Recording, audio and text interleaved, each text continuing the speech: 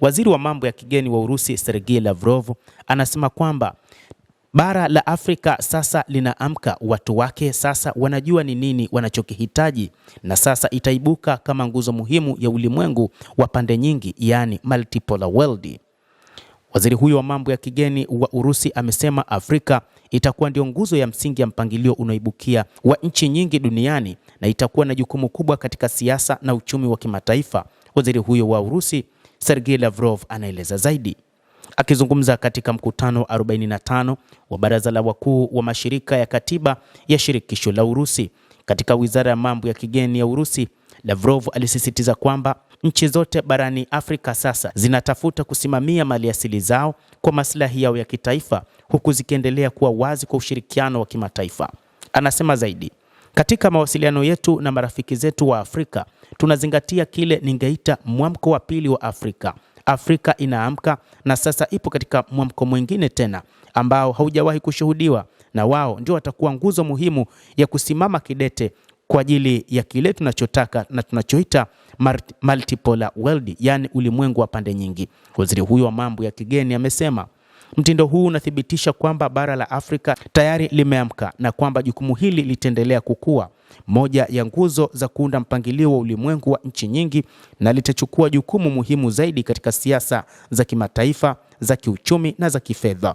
Waziri huyo wa mambo ya kigeni amesema baada ya nchi za Afrika kupata uhuru, ulimwengu ulikuwa chini ya mpangilio wa nchi kadhaa, yani kulikuwa na mataifa ambayo yalikuwa yakitegemewa duniani kote, na hili limekuwa likipingwa na watu wa Afrika na ulimwenguni pia.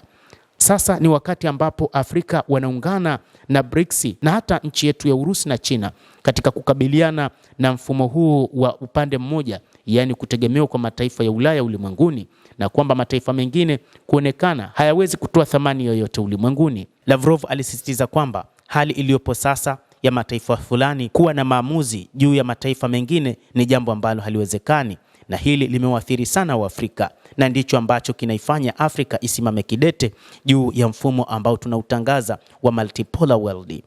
Lavrov alisisitiza kwamba washirika wa Urusi wa Kiafrika wanataka ushiriki wa kina, na Moscow lazima ifikie matarajio haya.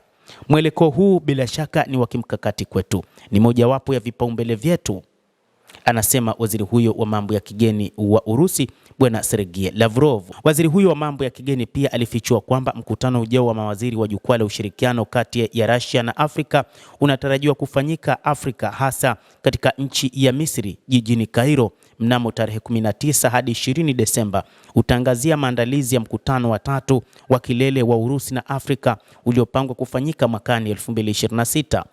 Maoni kama hayo yametolewa hapo awali na mkuu wa idara ya ushirikiano wa Afrika ya Wizara ya Mambo ya Nje ya Urusi.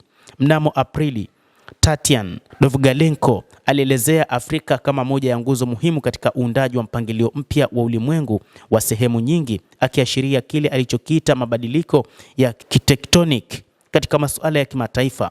Pia alibainisha kuongezeka kwa uzito wa kisiasa wa bara, ukombozi wake wa taratibu kutoka kwa mazoea ya ukoloni mamboleo, na kuibuka kwake kama mchezaji huru wa kimataifa katika jukwaa la ulimwengu. Hata hivyo, Urusi imesema itaunga mkono mamlaka ya nishati ya Afrika. Ameelezea hapo awali kuwa ushirikiano kati ya Afrika na Urusi unatokana na manufaa ya pande zote badala ya uchimbaji wa rasilimali, tofauti na kile kinachofanywa na watu wa Magharibi kuinyonya Afrika watakavyo. Mtazamaji, endelea kutufuatilia na nikusihi usisahau kulike, usisahau kucomment, kadhalika na kusubscribe channel yetu hii ili upate habari hizi kwa mapana hapa The World News.